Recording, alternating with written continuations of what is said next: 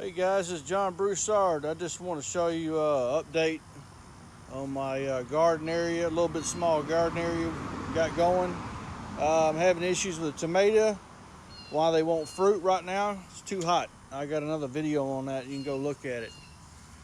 That was something that I needed to know because this has happened before. Strawberries. I got rosemary. I use a lot of that in my steaks and stuff, baked potatoes, whatever. I got garlic going on here. I got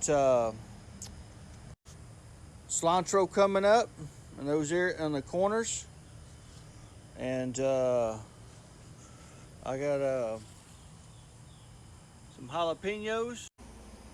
We got watermelon going on here, cantaloupe. There's one coming up. Thank you, and have a good day.